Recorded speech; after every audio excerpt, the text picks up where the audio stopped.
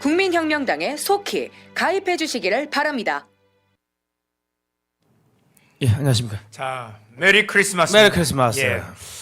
여러분들 현재 계속해서 국민혁명당 1000만 조직을 위한 실시간 방송을 보고 계신데요. 오늘은 예수 그리스도께서 예. 이 땅에 2000년 전에 근본 하나님이신 분이 이 땅에 성령으로 잉태돼서 그죠. 우리 죄를 위해서 낮은 모습으로 사람의 모양으로 나타나사 죽기까지 복종하시기 위해서 이 땅에 오신 날입니다.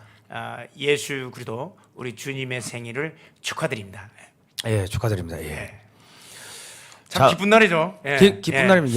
옛날에는요, 어렸을 예. 때는 저기 메리 크리스마스 하고 방송에서 그 한 일주일 전부터 계속 뭐 맞습니다. 명동 보여주고 24일은 크리스마스 캐롤이 곳곳마다 울려 나오고 했는데 작년에 처음으로 역대 최초로 문재인 정권에 의해서 크리스마스 축하 예배를 못 드리도록 막은 해가 작년이었습니다. 그죠. 한국 교회가 입을 닫고 예수님이 오신 날 최고의 기독교의 명절인 크리스마스를 막아버리고 입을 막고 귀를 막아버리고 우리가 주님 오신 날을 기념하지 못하도록 했는데 교회가 다 굴복해버렸죠.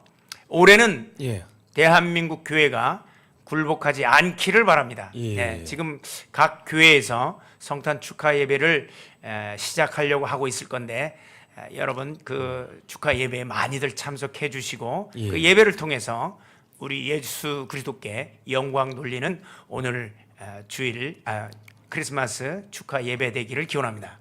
예, 축하드립니다. 예. 메리 크리스마스. 예, 메리 크리스마스. 요즘에 뭐 보니까 뭐 저기 뭐 해피 할리데이 또 그래 이야기를 하는 곳들이 조금 나타나더라고요. 예. 그러니까 트럼프 정권 이전에 예. 그 오바마 시절 예. 미국 공무원들은 메리 크리스마스가 특정 종교 편향이라고 예.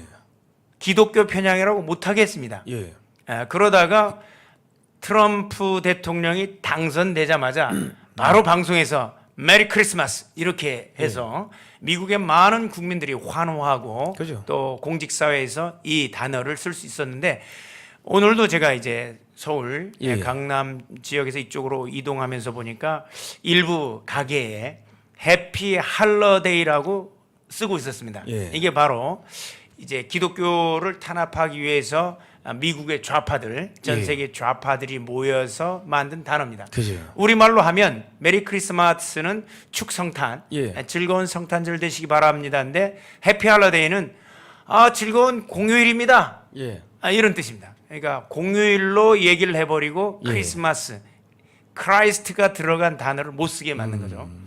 그러나 우리는 그 단어를 해피 할러데이라는 단어를 우리는 쓰지 않고 메리 크리스마스를 썼지만 정작 작년 한 해 예. 메리 크리스마스 하기 위한 성탄 축하 예배를 못 드렸습니다. 예. 국민 여러분, 저기 오늘은 뭐 하나님이 구원하신 대한민국, 하나님과 한국 전쟁입니다. 이게 우리나라가 역사를 우리 국민들이 제가 계속 하는 이야기 역사를 모르면요 멍멍이가 됩니다. 사람이 맞습니다. 예. 짐승이 되는데 사람이냐 짐승이냐 그것을 나누는 그 관점이 경계선이 뭐냐? 역사적 인식 의식이 있는가 없는가 그겁니다. 근데 지금 대한민국이란 나라를 저기 1919년 4월 11일 날 만들어진 상해 임시정부의 임시헌장에 보면은 신인 일치로 중에 협응하여 신국 건설의 귀한 기초가 되는 나라, 하나님 뜻에 맞는 나라, 하나님 나라를 만들겠다고 우리의 선조들이 그 헌장에다가 박아놨고, 그리고 저기 우리 이승만 대통령께서 기독교 입국론에 기반을 해서 이 나라를 만들었고, 6.25 때도 기도로서 이 나라를 구원을 했습니다. 오늘 그 위대한 역사를 하려고 하니까 전국에 교회 나가시는 분들, 저기 목사님들은 뭐 해피 할리데이 이딴 소리 하지 마시고 그냥 예배를 드리시기 바랍니다. 이거는 하나님의 명령이지. 예. 그리고 우리가 종교와 정치가 분리된다고 예. 정교 분리 원칙이라는 것은 우리가 대국민이 대국가에 대해서 종교에 개입하지 말라는 얘기지 국가가 종교에 개입하라는 얘기가 아닙니다. 어떻게 국가 권력이 예배를 드리는 숫자를 지정하고 예배의 형식 대면 예배 아니면 온라인 예배를 국가 권력이 규정할 수 있습니까? 이게 전형적인 그죠. 종교 분리 원칙에 위반되는 겁니다. 그래서 우리 많은 우리 교계의 지도자들은 이런 국가 권력에 굴복하시면 안 되고 우리 사도행전 4장 19절 성경에 4.19가 있습니다. 그게 바로 그렇습니다. 이제 베드로와 요한이 복음을 증거하니까 예, 예. 유대의 지도자들이 예. 사내들인 공회 법정에 세웠습니다. 베드로와 요한을 예. 세워서 예수님을 더 이상 증거하지 말라고 아. 하니까 베드로와 요한이 이렇게 합니다. 베드로와 요한이 대답하여 가로되 하나님 앞에서 너희 말 듣는 것이 하나님 말씀 듣는 것보다 옳은가 판단하라. 예. 우리는 보고 들은 것을 증거하지 않을 수 없다. 이렇게 선포해 버립니다. 예. 예수의 이름을 증거하지 말라고 찬양하지 말라고 이렇게 할 때에 우리 초대교회 성도들은 예. 순교의 각오로 이거를 전했던 겁니다. 예. 그리고 핍박했을 때 카타콤 로마 지하 그죠. 교회에서 모여서 예배를 패한 적이 없는데 예. 작년 올해까지 우리 대한민국 교회가 여기에 대해서 굴복하고 말았는데 더 이상 이런 일이 발생해서는 안 될 걸로 예. 안 될 것이라고 저희들은 생각하고 우리가 이 너아라 TV라든가 우리 국민혁명당은 이런 예배의 자유를 위해서 끝까지 대한민국 그리고 우리의 양심의 자유와 표현의 자유 그리고 자유 통일 예수왕국 복음 통일 이루기 위해서 끝까지 예. 우리는 싸울 것입니다. 그렇습니다. 이게 저기 그 4.19 하니까 갑자기 생각난 게 빌립보서 4장 19절을 보시면은 이게 제가 돈 떨어질 때마다 기도하는 건데 그 하나님 그 예수 그리스도의 이름으로 모든 걸 다 채워 주신다고 약속을 해놨더라고요. 그러니까 여러분 저기 돈 떨어지시면은 빌립보서 4장 19절 붙잡고 기도하십시오. 영광의 하나님께서 그 내용이죠. 예. 자 들어가시죠. 예. 예. 자 그리고 우리가 어저께 뭐 했습니까? 어딜 다녀온 것 같은데. 우리가 그 대한 의사협회 예, 예. 의사협회를 다녀왔습니다. 가서 아니 산부인과 이영미 선생님이란 분이 예. 백신 안에 이상한 미생물들이 있다는 것을 의사 생명을 걸고 예. 공표를 했는데 대한 의사협회 협회장이란 이필수라는 사람이 예. 아니 어떻게 의사의 생명을 걸고 양심 선언한 의사를 윤리위원회에 징계하고 뭐 자율정화 특별위원회 여기에 제소하겠다는 거예요. 여러분 어떻습니까? 양심 선언을 한 의사를 오히려 의사협회가 보호하기는커녕 징계하겠다고 예. 윤리위원회에 제소한다고 합니다. 예. 그래서 국민혁명당이 그리고 우리 학부모님들과 함께 예. 가서 의사협회장 나와라. 예. 그리고 그 윤리위원회 제소하는 거 제소하려면 네가 사퇴해라. 예. 문재인의 얘기를 그대로 예. 얘기해주면 그 뭐 문재인의 개가 되는 거 아닙니까? 예. 아니 문재인의 개가 뭐 한두 마리입니까? 예. 유기견 센터가도 있고 정은이가 보내준 개도 있고 근데 왜 의사협회장이 문재인의 개가 돼서 이런 얘기를 합니까? 아니 이필수 저기 회장님이 대한의사협회 회장님이 그 전남대 의대 출신이더라고요. 그러면 전남에서 목포에서 세월호가 깔아앉아 가지고 299명이 죽어 가지고 7년 동안 9번을 조사를 했습니다.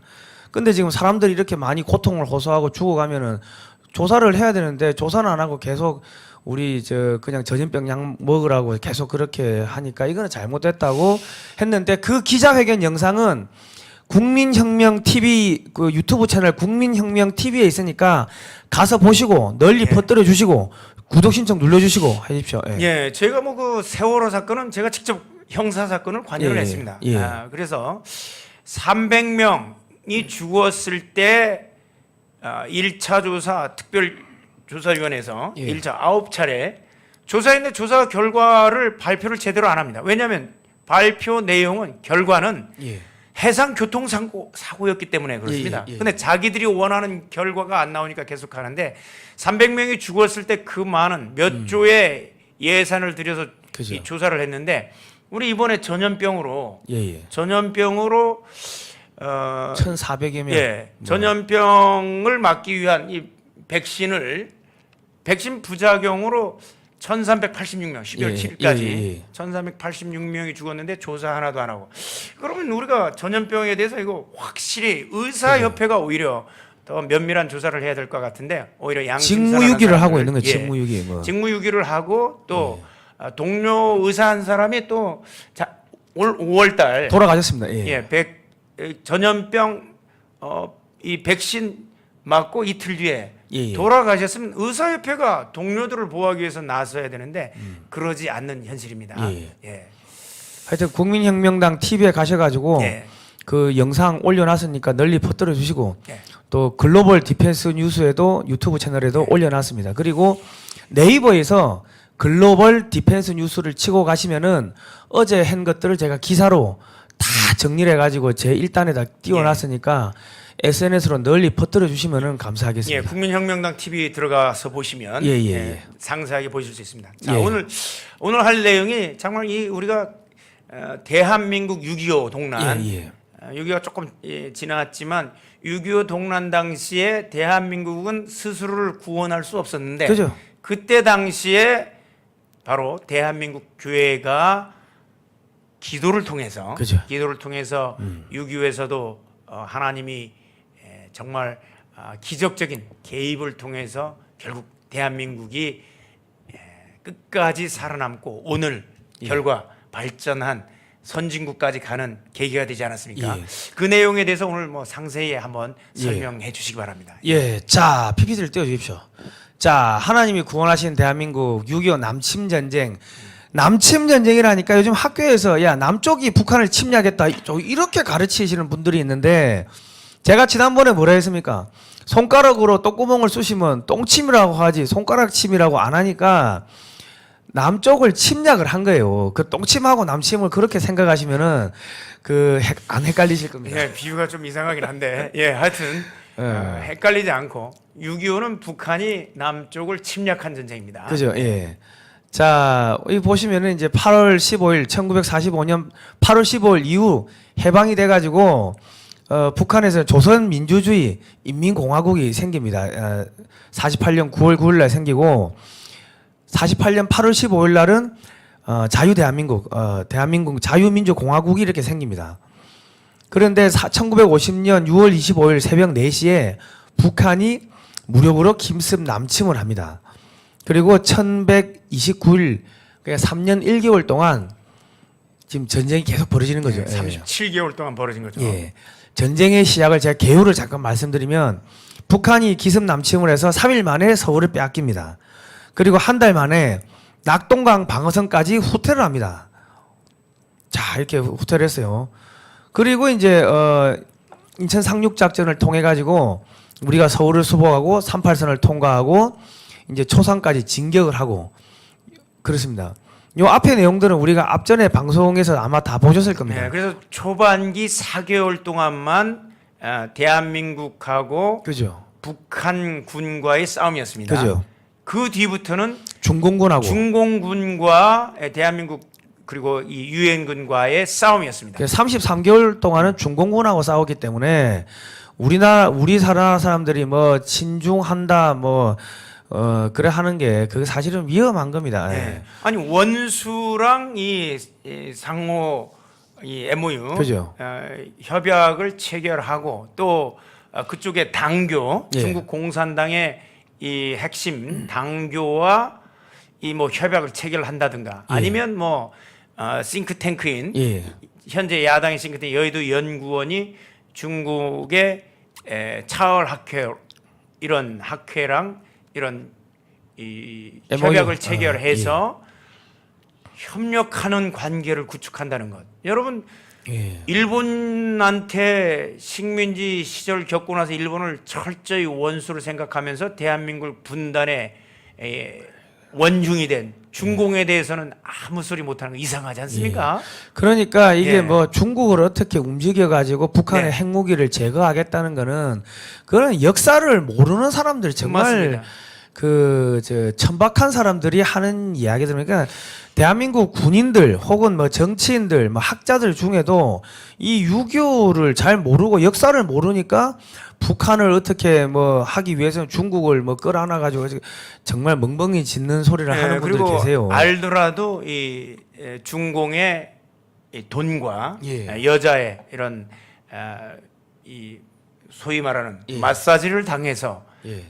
우리는 이걸 중빨이라고 하는데 예. 중공빨이 예. 빨이가 돼서 친중 노선을 취하는 것. 예. 이거 바로 대한민국의 이 역적들입니다. 뭐 그죠. 여러 역적들이 많았죠. 우리 예. 친중해서 결국 대한민국을 무너뜨리게. 그 전에 우리 선조들 그죠. 중에서도 예. 여러분들이 정말 분별을 잘 하셔야 됩니다. 예, 그래서 그 중공군이 이제 개입을 하고 또 1사 후퇴를 합니다. 이제 1사 후퇴를 하고 압록강을 건너서 이제 25만에서 한 30만 명의 중공군이 내려오고 또 장진호 전투에서 우리 치열하게 싸워가지고 중공군이 거의 괴멸돼요. 그리고 그 다음에 이제 흥남 철수하고 1사 후퇴를 하고 이렇게 되는 겁니다. 그리고 이제 그 다음에부터 저기 한 70만 명 정도의 중공군이 계속 남하를 합니다. 예. 그러면서 고지쟁탈전을 하는데 휴전 협상하고 뭐 휴전 이 과정이 1951년 1월 5일부터 1953년 7월 27일까지 저기 38선 저 인근에서 치고받고 왔다 갔다 올라갔다 내려갔다 하면서 고지쟁탈전이 계속되는 거예요. 그래가지고 1951년 7월 10일 날 휴전 협상이 시작이 됐는데 정전 협정은 53년 7월 27일 날 됐으니까 거의 뭐 한 2년 이상을 계속 협상만 한 겁니다. 예, 협상을 500번을 넘게 했다고 하니까 그래가지고 우리 어머니들이 이렇게 다 저기 아이들 손 붙잡고 내려온 거 아닙니까? 6.25 전쟁은 어떤 전쟁일까? 이게 자유진영, 자유민주주의하고 공산주의 진영, 이 체제 전쟁이고 사상 전쟁이었습니다. 예, 그 양측 공산주의와 자유민주를 대표하는 서구 민주주의 세력과 동구 공산권 간의 대리 전쟁 역할을 한 게 예. 바로 이제 한국 전쟁입니다. 그 북한은 이게 정체성의 전쟁인데 북한은 소련, 중국, 이 공산군 그러니까 국제 코민테르는 국제 공산당 세력들이고 대한민국 안에 있었던 좌익 세력들 얘들이 연합을 해가지고 전쟁을 일으킨 거죠. 그러니까 지금 이석기가 대한민국을 전복을 시키려고 했는데 내란 선동죄로 들어간 사람을 문재인 정권이 또 풀어준다는 거는 문재인 정권이 북한, 뭐 중국 이 국제 공산주의 세력들하고 연계가 되어 있다고 우리는 충분히 짐작을 할 수가 있는 거고 이 사람들이 그 당시에 양민 학살을 많이 했습니다. 그러니까 그 국내 좌익 세력들이 양민 학살을 많이 외부적으로 했어요. 거시적으로 봤을 때는 이제 양대 공산 진영과 자유민주주의 세력 간의 싸움이었는데 그 내부에서 대한민국 내부에서 협의적으로 그걸 봤을 때는 바로 아까 예. 국내 좌익 한번 앞에 부분 국내 좌익 세력과 북한군 예.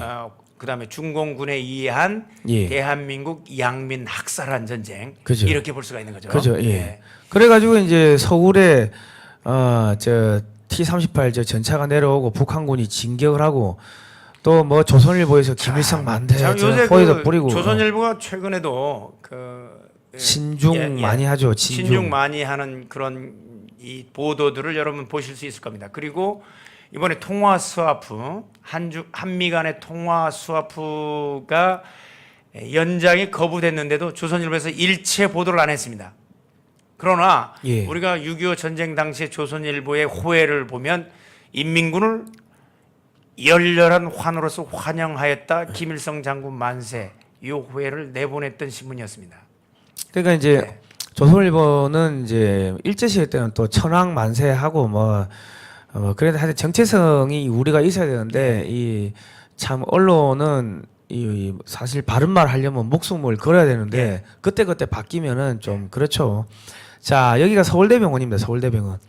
이 서울대 이제 현충탑이 있고 여기 서울대병원에 현충탑이 있어요. 이게 왜 현충탑이 있냐면은 저기 옛날에 이제 6.25 때 북한군이 들어와 가지고 그 서울대의 병원에 들어와 가지고 거기 환자들 국군 그 치료하던 국군 우리 군인들 그 환자들을 갖다가 다 죽인 거예요. 죽여가지고 저 원남동 사거리에다가 저렇게 시체를 쌓아놓고 불을 지르고 이런 만행을 한 거예요. 그러니까 거기에 그 병실에 치료받고 있던 우리 군인들이 또 저기 북한군하고 총격전 벌이고 이렇게 했었던 그러한 아픈 사연들이 있습니다. 그래서 현충탑이 있는 거고, 그리고 여기 뭐 창고에 가다 놓고 뭐 불도 지르고, 그리고 서천 등기소 창고가 좌익 세력들 250여 명이 쳐들어가 가지고 서천 등기소 창고에 사람들을 가둬 놓고 죽인 거예요. 저게 1950년 9월 27일 새벽입니다. 그리고 이제 이 사건은 희생자들이 좁은 등기소 건물에 갇혀 있는 상태에서 불을 질러 가지고 불에 타 죽었다는 점에서 좌익의 잔혹한 죄상과 만행을 보여주는 대표적인 사건이다. 북한 군뿐만 아니라 사실 이제 대한민국 내에 있던 좌익 세력들이 저런 만행들을 저질렀죠. 같이. 그러니까 이 북한군이 양민을 학살하고 그런 게 없어요. 그게 아니고 그 사람들이 하기에 앞서 가지고 그 좌익 세력들이 하수인이 돼 가지고 알아서 죽인 거예요. 왜냐하면 북한군은 자기들은 북에서 내려와서 누가 누군지를 모르는 거예요. 모르니까 죽일 수가 없는데 빨간 완장 차고. 그러니까는 이 좌익 세력들이 속된 말은 남노당의 그 세력들이 저놈 죽여야 된다 해가지고 자기들이 나서가지고 죽인 거지 북한군이 죽인 게 아니에요. 그러니까 지금도 마찬가지로 지금 우리 뭐 이석기도 뭐 내란선동죄로 들어갔다 나오고 우리 저기 더불어민주당뿐만 아니라 지금 좌익 세력들이 청와대까지 장악을 했는데 이 뭡니까? 이 뭐 전염병 같지도 않은 이런 거 가지고 지금 사람들 뭡니까 통제하고 하는 게 저때하고 지금 똑같은 상황들이 벌어지고 맞습니다. 있는 겁니다. 그러면 보수 정당은 그동안 뭐 했는가? 보수 정당이 정권 잡고서 역사 교육 안 시킨 거예요. 왜? 2009년 11월 달에 한나라당이죠. 국민의힘 전신이 한나라당이 중국 공산당하고 업무 교류 협약을 맺었기 때문에 6.25 이 중국 공산당하고 싸웠던 6.25를 안 가르친 거예요. 그러면서 정권이 전복되고 대통령 2명 감옥 가고 국정원 직원들 전부 감옥 가고 하면서 대한민국이 지금 좌익들한테 전복된 상황입니다. 참 우리가 이제 국방과 안보를 튼튼히 해야 되는데 우리 그 국민혁명당의 앞으로 이제 취할 내용 중에 하나가 우리는 그 최근에 그 국힘당에서 그 페미니스트 신재라는 사람을 이렇게 영입했던 사실이 있었는데 페미니스트들이 굉장히 남녀평등을 주장하는데 대한민국의 우리 정통 보수 정당인 우리 국민혁명당 혁명당은 남녀평등을 주장합니다. 그 대신 병역 의무에 있어서도 남녀평등을 우리는 주장하지 않습니까? 여자도 군대를 가겠네. 병역법 그 5조를 개정해서 반드시 남녀가 같이 병역 의무를 해야 된다는 입장입니다. 그래서 진짜 평등이 뭔지를 보여줘야죠. 노르웨이 같은 경우 대표적입니다. 아니 그럼 여자도 징집하지만요. 거기는 이제 여성 국회의원이 40%. 그런데 여성 국회의원이 40%인 나라에서 여성들에게 병역 의무를 수행할 이런 아주 동등한 기회를 부여합니다. 저희들도 마찬가지로 동등한 기회를 부여해서 특히 이제 대한민국 헌법재판소가 대체복무까지 허용한 이상 여성들이 병역 의무를 이행할 수 있는 기회를 우리가 박탈하면 안 돼서 병역법을 반드시 개정해서 여성들도 동일하게 병역 의무를 수행할 수 있는 기회를 반드시 부여하도록 하겠습니다. 그러니까 지금 대한민국의 좌파들이 얼마나 이중적이냐면 복지 이야기할 때는 스웨덴, 유럽, 뭐 노르웨이, 북유럽 이야기를 해요. 그런데 북유럽에서는 여자도 징집해가 군대를 가. 군대 갑니다. 그런데 그 이야기는 또 안 해요. 그러고 북유럽의 국가들은 자연 면역이라 해가지고 전염병 약 안 맞췄다고 그 이야기는 또 안 해. 그러니까 얼마나 이율 배반적입니까? 자, 그리고 그런 세상이 하여튼 우리는 반드시 지켜내야 되죠. 안보를 위해서는 남녀 구분이 없습니다. 자, 그리고 지금 저기 이렇게 그 좌익들이 왼쪽에 그 보시면 저기 일본도를 들어서 일본 칼을 가지고서 저렇게 우리 양민들을 학살을 한 겁니다. 저게 좌익들이 저런 거예요. 북한군이 아니고. 그런데 지금 저래가지고 다 생매장하고 죽여가지고 저렇게 12만 2,799명을 학살했습니다. 이게 1952년 내무부 통계 영감인데 대부분이 1950년 9월 15일 인천 상륙 작전 이후 한 달 동안 이게 올라가면서 이게 도망가면서 다 죽인 북한군이 거예요. 이제 인천 상륙 작전 이후 패주하면서 예. 좌익과 북한 인민군에 의해서 이제 이 우익이라고 우리 우익이라고 이제 간주되는 이 양민들을 전부 다 저렇게 학살해 버린 겁니다. 그러니까 뭐 생매장도 하고 저 예. 우물에 빠뜨려 죽이고 저런 대전 형무소에서는요 1,700여 명을 학살을 합니다. 저기 우물에 빠뜨려 예. 죽였대 우물에. 예. 교도소에 있던 우익 인사들은 다 학살해 버렸죠. 그죠? 저기 근데 왜 우리 좌파들은 저런 이야기 안 해요? 예. 자 우물에 빠뜨려 죽인 거예요. 이래가지고 여기저기서 막 죽인 겁니다. 1950년 9월 29일 전북 전주 형무소 학살. 다 저기 터에서 양면 120명을 전주 엠마오 사랑병원 뒷산길에서 120명을 학살을 한 겁니다. 이거는 저기 염산면 설도항의 예. 전라남도 영광군입니다. 예. 전남에서만 염산교회가 대표적인 이제 피해를 입은 그죠? 교회죠. 예. 전남에서 영광에서만 한 2만 명 이상을 학살했다더라고. 저기가 그러니까 항구예요, 항구. 예, 호남 쪽의 교회와 경상도 쪽의 교회가 다른 부분은 경상도 지역의 교회에서는 이제 교회의 대표자, 장로나 목회자들 일부만 학살을 당한 반면에 이 호남 지역에 있던 교회는 교인 전체가 예. 교회 지도자와 함께 이렇게 학살 당하는 순교하는 정도가 다릅니다. 예. 여기가 그 설도항인데 저기 보시면 통문이 있어요. 물이 들어가고 나가고 한 통문이 있는데 그 통문에다 다 돌을 저렇게 매달아 가지고 다 빠뜨려 죽인 거예요. 저런 돌 저렇게 무거운 돌을 저기 묶고 사람 손을 뒤로 묶어 가지고 빠뜨려 죽인 거예요. 제가 작년 2020년 6월 30일 날 염산교회 갔습니다. 가가지고 돌을 들어보니까 한 10분 들고 있으니까 와 목이 뻐근하더라고. 저기 파란색 보이시는 게 저기가 수문입니다. 저기가 수문통이라고 하는데 저기다 빠뜨려가 죽인 거예요. 지금 여기 지금 하늘교회 김배동 목사님이 이 PPT를 다 고증을 해가지고 PPT를 만드신 거예요. 저기 예배당인데 저기도 또 사람들 넣고 죽이고 뭐 그런 거예요. 예. 그래가지고 그 염산교회 가면은 그때 순교하신 분들 77명 전 교인을 다 학살한 겁니다. 저런 근데 염산교회 그 전남 영광에서도 저기 아시는 분들은 아시는데 말을 못 하더라고요. 왜냐하면 그 학살했던 그 사람들의 후손들하고 같이 섞여 사는 거예요. 네. 너무 고통스러운 거예요. 그러니까 또 어떤 지역 뭐 임자도 같은 경우에도 예. 그런 경우인데 오히려 이제는 그때 학살했던 후손들이 예. 학살 당한 후손이 아니라 학살했던 자의 후손들이 뭐 이제 공무원들 되고 경찰 되고 이러니까 그 말을 못 하는 거죠. 예, 말을 예. 못 하는 거예요.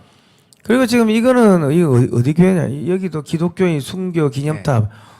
이거는 야월교회. 야월교회 65명이 전 교인이 순교했습니다. 어린애까지. 예.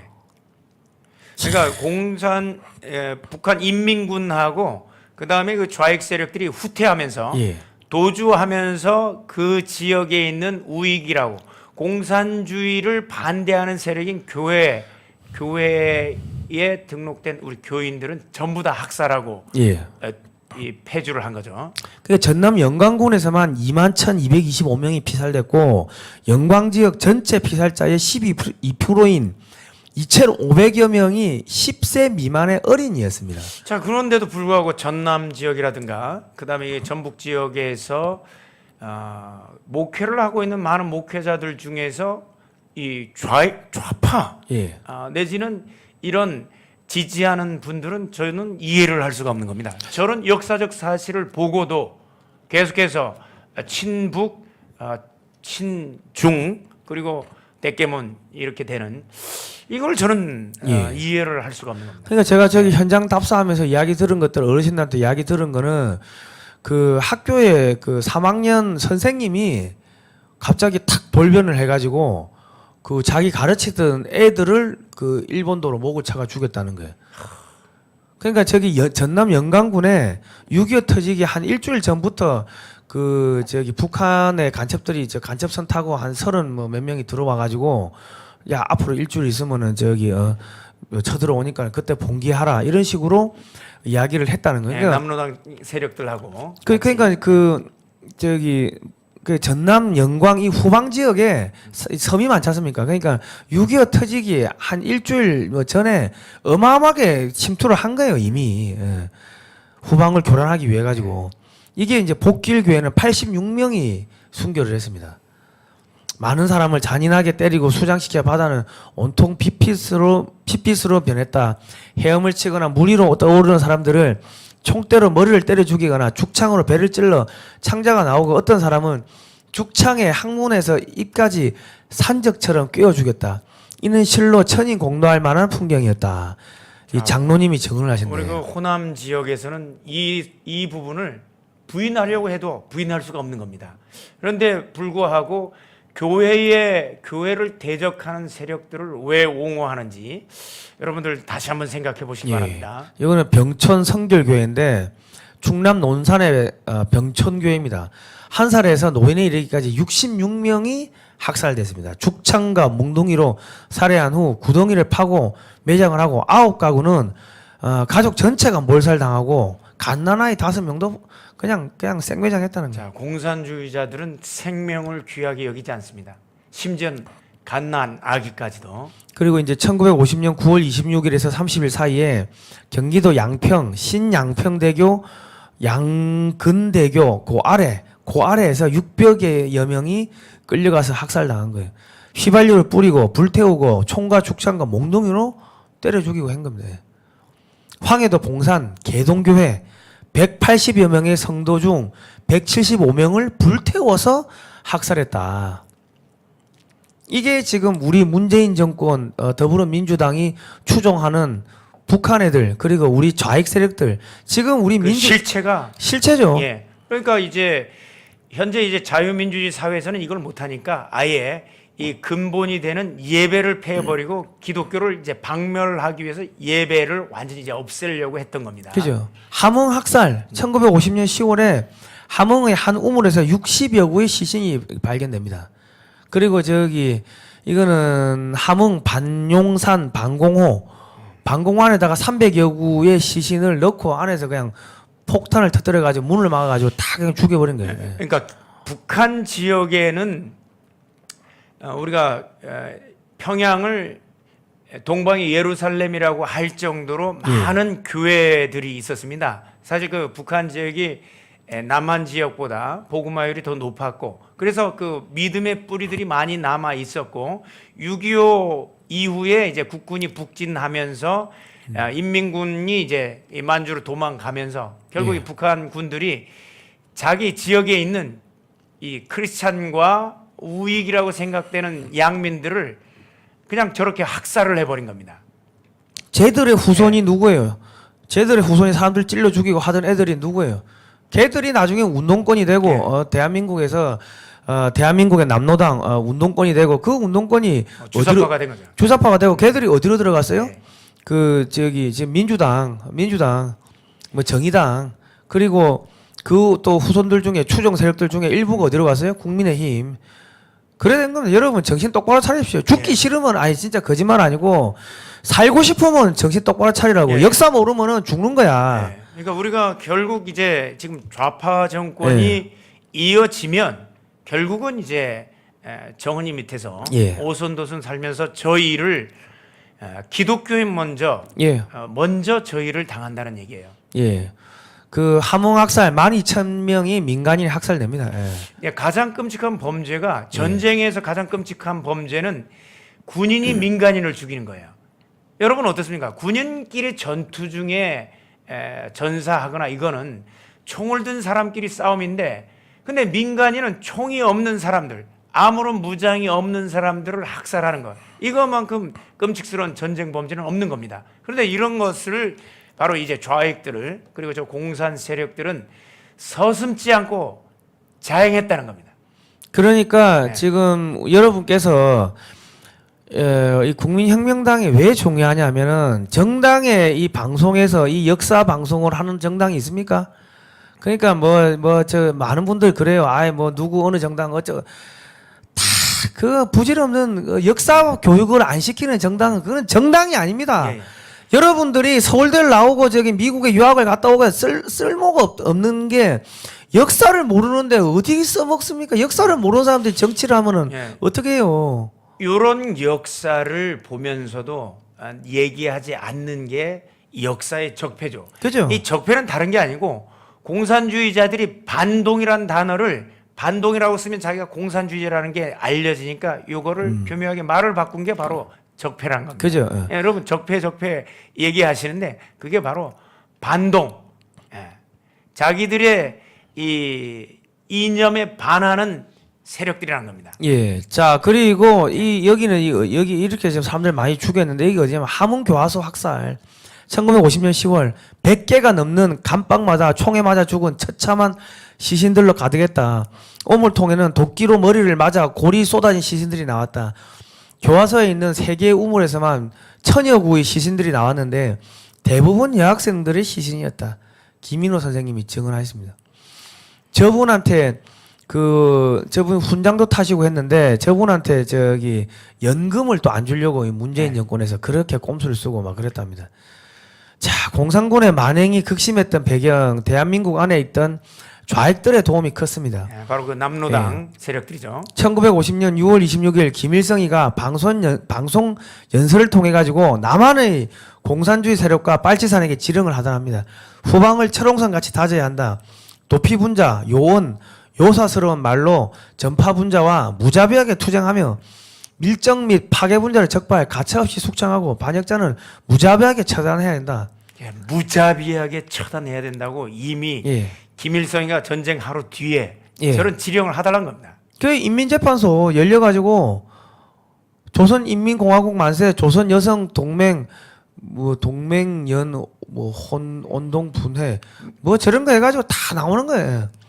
각종 사회단체, 민주청년동맹, 여성동맹, 직업동맹, 농민동맹 이미 간첩들이 내려와가지고 다 포섭을 했고 그 간첩의 대장이 누구예요? 성시백이가 북한에서 1947년 12월 달에 폐기된 국권을 가지고 남한으로 가지고 내려와가지고 그러니까 다 뿌린 거예요. 예, 북한에서는 이제 그 전에 쓰던 화폐를 화폐 개혁을 해서 종전에 있던 화폐는 휴진 거예요. 예. 그러나 그 화폐는 대한민국에 내려오면 그대로 쓸 수 있는 거예요. 그죠? 예, 그래서 그때 당시에 성시백이가 내려와서 포섭한 사람 중에 예.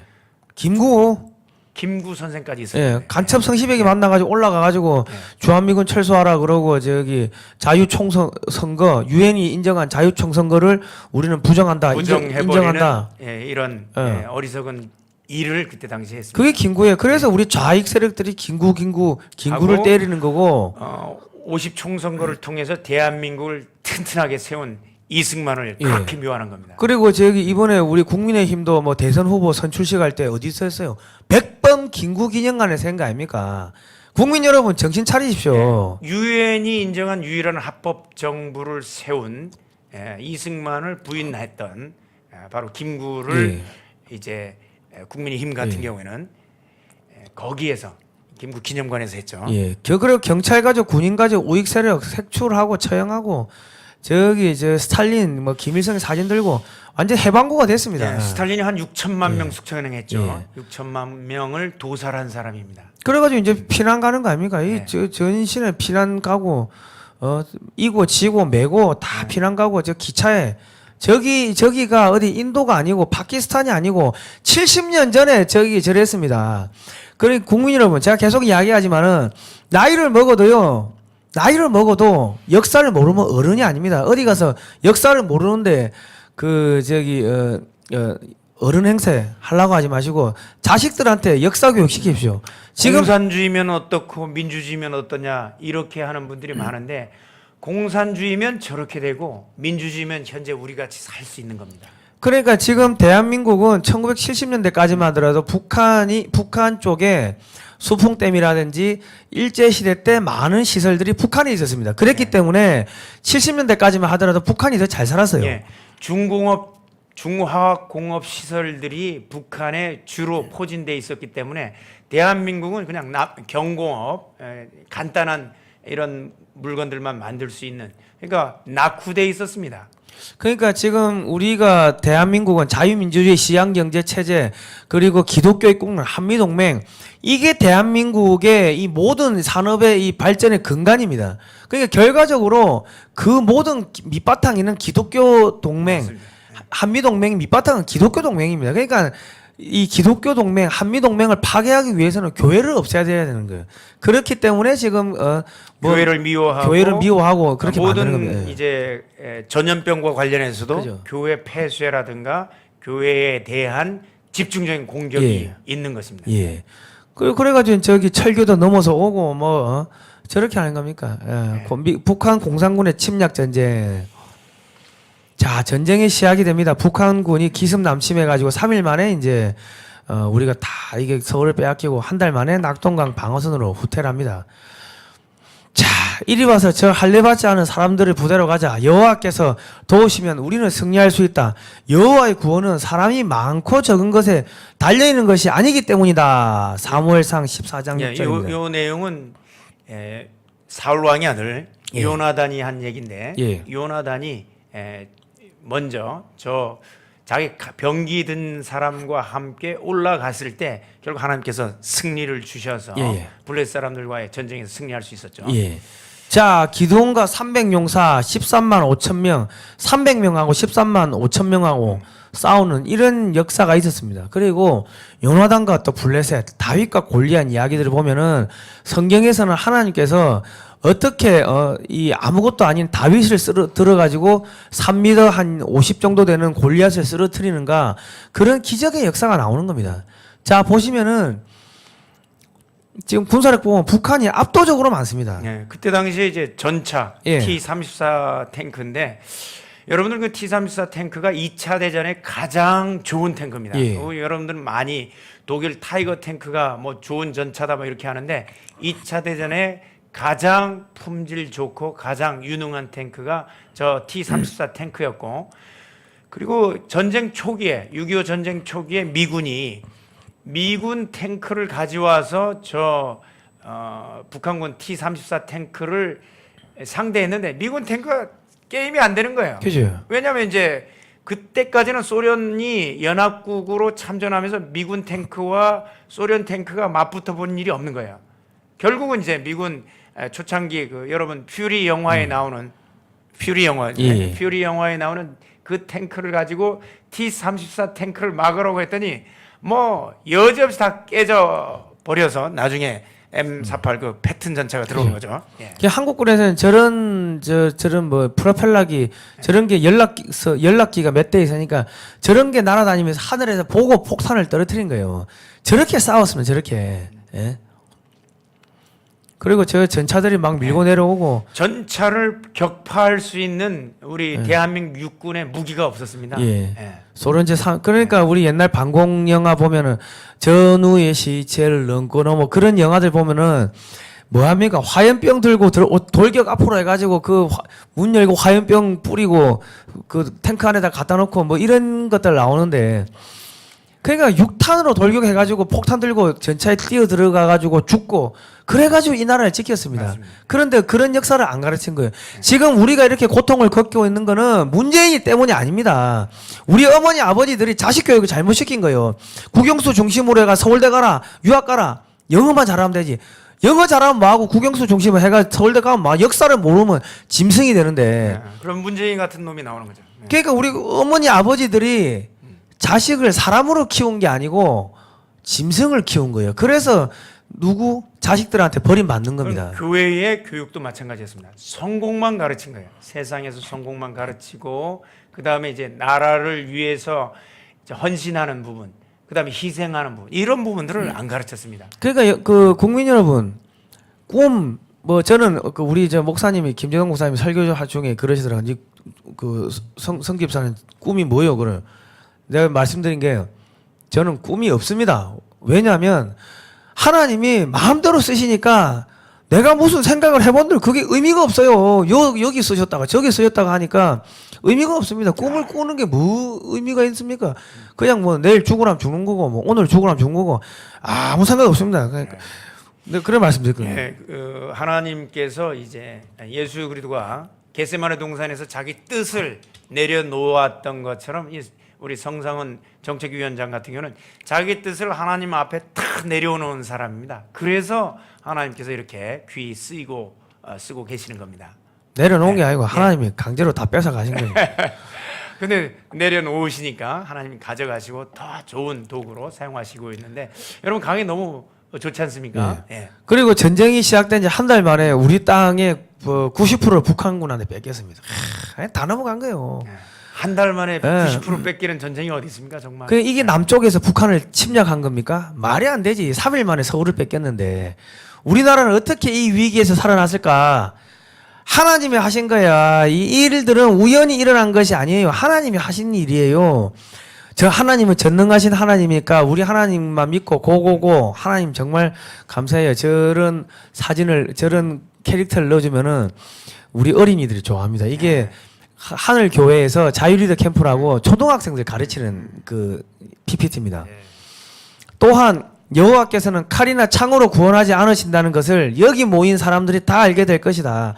전쟁은 여호와께서 속한 것이니 그분이 너희 모두를 우리 손에 넘겨주실 것이다. 이 부분은 누가 한 말이냐면 다윗이 예. 골리앗과의 싸움에 앞서서 골리앗을 향해 나가면서 너는 칼과 단창으로 나오거니와 나는 만군의 여호와 이름으로 나간다고 한 다음에 저 얘기가 나오는 거죠. 그죠. 여러분은 이 말씀을 들으면은 여러분 채팅창에다 전부 아멘을 써야 돼. 전부 아멘 쭉쭉쭉쭉 아멘이 올라와야 돼요. 예. 뭐 하고 있습니까? 손가락 놀지 말고 빨리 아멘 쓰십시오. 예.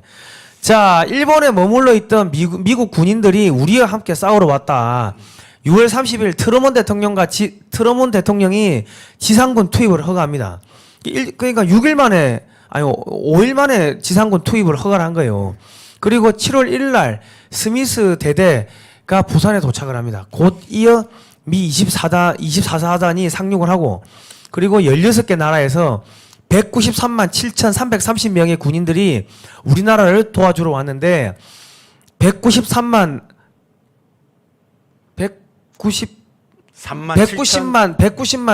7천여 명이 미군이었습니다. 179만 8천 명이 미군이었습니다.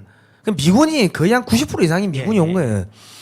자, 6월 28일 유엔 안전보장이사회 이사회에서 한국 전쟁의 유엔군 파병을 결정하는 회의에 소련이 불참을 했어요. 소련이 거부권을 예. 행사했으면 못 왔지. 사실은 못 왔죠, 유엔군이. 예, 북한군은 서울을 점령한 후 일주일 동안이나 서울에서 머물러 가지고 아무것도 안 했습니다. 예. 그 일주일 동안에 이제 만약에 머무르지 않고 그냥 밀고 내려갔으면 사실은 대한민국은 낙동강 전선까지 다 무너지고 그죠? 예. 이미 이제 북한이 부산까지 점령할 수 있는 상태였습니다. 예. 자, 그리고 1950년 6월 24일 밤 9시에 딘 애치슨 국무장관으로부터 북한군의 무력 남침을 보고받습니다. 예, 트루먼 대통령이 보고를 받죠. 예, 1950년 6월 26일 저녁에 미군이 참전 선언을 합니다. 공군력 사용 결정을 해요. 그러니까 24일 날 새벽 1950년 6월 25일 날 북한군 쳐들어오고 미국 시간으로는 그때 6월 그죠? 24일이 되는 거죠. 미국은 보고 받자마자 바로 그냥 야 들어가 그래 된 거예요. 그래가지고 1950년 6월 30일 저녁에 미 지상군 전투부대 파병이 결정되고 이때 빌리 그리엄 목사님이 1950년 4월 23일 보스턴 집회에서 2만 5천 명이 참석했는데 이 빌리 그레이엄 목사님이 트루먼 대통령에게 전합니다. 평화무드에서 깨어나 군사력을 강화하십시오. 이것은 하나님의 말씀입니다. 그러니까 1950년 4월 23일 6.25 터지기 한 2달 전에 군사력 강화해야 된다고 이야기를 한 거예요. 그리고 6.25 전쟁 직후에 트루먼 대통령에 보낸 전문에는 이 전쟁은 반드시 막아야 하고 미국이 절대로 무릎을 꿇어서는 안 됩니다. 남한에는 인구 밀도상 세계에서 가장 많은 기독교 신자 하나님의 자녀들이 있습니다. 이 사람 살려야 됩니다. 전문을 치신 거예요. 예, 그때 당시 이제 전문을 치게 된 배경이 이 빌리 그레이엄 목사님 사모님이 이 평양에서 이 어린 시절을 보냈고 사실은 이제 평양을 자기의 고향으로 생각하는 분입니다. 그런데 이제 이 대한민국이 이제 공산화되면 내가 태어난 내 나라가 공산화되는 거 꼭 같다고 빌리그람 목사님을 그렇게 예. 이제 졸랐다고 합니다. 예. 그래서 빌리그람 목사님이 할 수 없이 이제 트루만 대통령이 휴가 중에 있음에도 불구하고 결국은 이 전문을 치고 빌리그람 목사님이 전문을 받고 트루먼 대통령이 휴가 중에 연락도 하지 말라고 했는데 예. 결국은 깨어나서 예. 이 참전을 결정하게 된 겁니다. 그 파운드리 감리교회 이제 프레데릭 브라운 해리스 이제 목사님인데 24년 동안 미 상원의 원목을 했습니다. 이 프레데릭 교회가 이 저기 우리 이승만 대통령이 미국에 계실 때 거기서 이제 예배도 많이 드리고 했는데 출석을 하셨죠. 6월 29일 한강 방어서 그러니까 이런 목사님들이 야, 내 이승만 알아. 내가 다 만났어. 우리 옛날에 우리 교회 나왔는데 저기 조선에 가면 한국에 가면 하나님 자녀들 많으니까 당장 살려줘야 된다고. 목사님들이 다 미국의 정치인들 구워 삶은 거예요. 그게 보이지 않는 하나님께서 보이지 않는 데서 일을 하신 거예요. 6월 29일 날 한강 방어선에 저기 메가더 장군이 왔어요. 영등포 언덕에서 한강을 바라보는 메가더 장군인데 이 가다가 이 한 청년을 만난 거야. 야, 너 왜 후퇴 안 하고 아직까지 여기 있는 거야? 그러니까 저는 군인입니다. 군인은 명령 없이는 후퇴할 수 없습니다. 이러니까 감동을 받으신 거예요. 그러니까 야, 네 소원 말해봐. 다 들어주겠다. 싸울 수 있도록 무기를 주십시오. 여기서 이 메가더 장군이 저 소년에게 무기를 주라. 실탄을 주라. 그래가지고 이 일본에 가자마자 바로 병력을 파병한 겁니다. 그때 당시에도 메가더 장군이 이제 전선 시찰하는 거에 대해서 굉장히 반대를 많이 그죠? 했어요. 위험하다고. 예. 바로 이제 거기 이제 그 최전방에 시찰하러 간 겁니다. 예. 도쿄에서 날아와서 사실 뭐 메가더 원수가 거기 가는 거는 자기 생명을 걸고 갔던 건데 현장을 시찰한 거예요. 그죠? 예. 그리고 1950년 7월 1일 스미스 특수임무 부대가 들어옵니다. 저 사람들이 그냥 전쟁 안 하고 땡가땡가 일본에서 놀고 있다가 들어오니까 훈련도 안 돼 있고 옷도 그렇고 무기도 빈약하고 그냥 속된 말로 자다가 팬티 바람에 뛰어온 거예요. 예. 사실 이제 미군 입장에서는 2차 대전을 그 승전한 군인들이었고 예. 그래서 미군 이름만 들어도 이제 인민군은 도망갈 거라고 생각했다고 그죠, 예. 그런 착각을 하고 왔어요. 그러나 무장 자체도 전 세계 최강의 이 기갑 부대를 그러니까 동북아 최강의 기갑 부대를 보유하고 있었던 인민군의 화력이 미군보다 월등했던 거예요. 그죠, 예. 그래서 뭐 대패하게 됩니다. 거의 이제 전멸을 하게 되죠. 16개 나라 초창기 부대가 16개 나라에서 193만 7,330명의 군인들이 이제 우리를 도와주러 오는데 여기서 178만 9천 명이 미군이었습니다. 6월 28일 유엔 안전보장이사회 회의에서 한국 전쟁의 유엔군 파병을 결정하는 회의가 있었는데 소련이 불참한 거예요. 여기가 한 자리가 비었죠. 이 소련이 빈 겁니다. 소련이. 그 6월 27일 날 이제 파병이 결정됩니다. 유엔 안전보장이사회에 소련 대표 말리크가 불참한 이유는 1950년 8월 체코슬로바키아의 대통령 고트발트가 스탈린에게 소련 대표가 왜 불참했습니까? 하고 물어보니까 스탈린이 말하기를 미국과 중공이 한반도에서 전쟁을 하는 동안 우리는 동유럽 등에서 공산화를 해야 한다. 미국이 동유럽 공산화를 방해 못하도록 그냥 싸우게 냅둬. 여기서도 스탈린이 중공하고 미국이 싸웠다고 이야기를 하지 않습니까? 그런데 왜 우리나라의 정당 여당 야당은 중국 공산당하고 업무 교류 협약을 맺습니까? 사실 저 때도 중국 모택동 중국 공산당은 6.25 전쟁 초창기에 뭘 하느냐면 바로 티베트로 달려가서 예. 티베트를 공산화 티베트를 점령하죠. 예. 티베트를 침략해 버립니다. 예. 그 티베트과의 침략 전쟁이 끝난 다음에 중공군이 참전을 하는 겁니다. 예.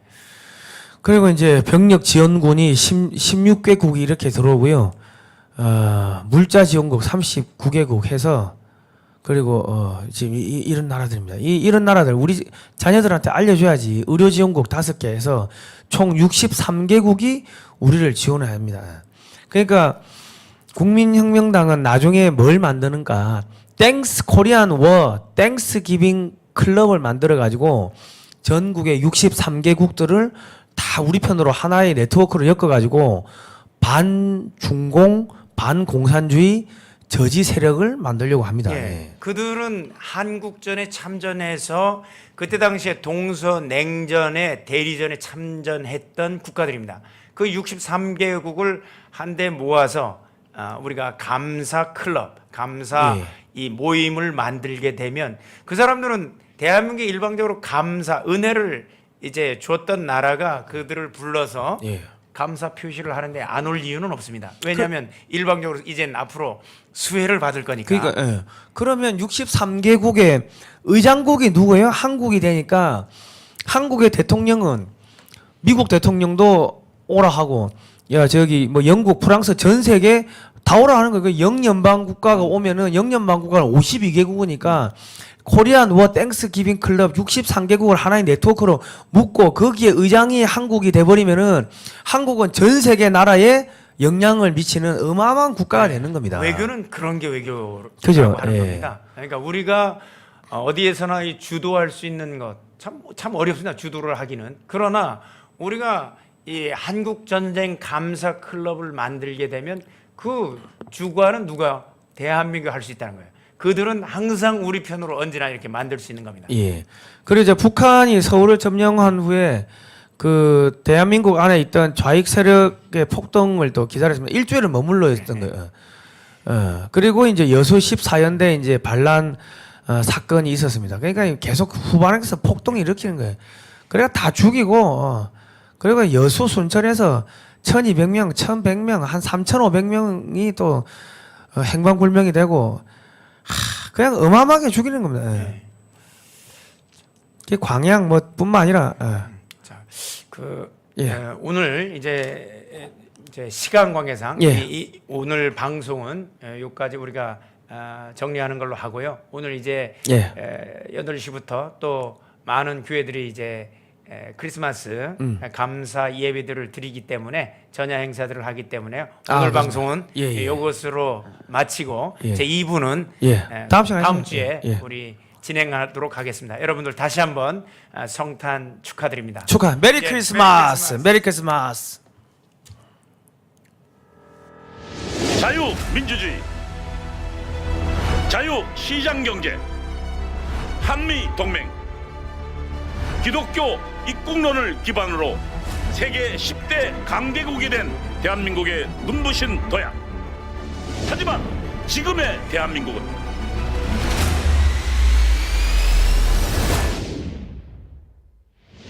새로운 도약, 이승만, 박정희 대통령의 대한민국 건국 정신, 무너진 대한민국을 회복시킬 국민혁명당 1천만 조직이 일어납니다.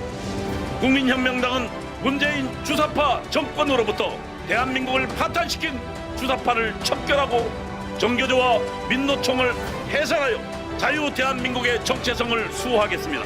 국민혁명당은 정부의 부동산 정책 실패, 원전 폐기, 무분별한 포퓰리즘 정책으로 추락한 대한민국 경제를 다시 살리겠습니다. 국민혁명당은 왜곡된 역사와 언론을 바로잡아 정의가 살아있는 대한민국을 만들겠습니다. 국민혁명당은 국가보안법을 지키고 한미동맹을 더욱 강화하여 국제사회를 선도하겠습니다. 대한민국을 지킬 국민혁명당의 1천만 용사, 그 위대한 사명에 함께해 주십시오.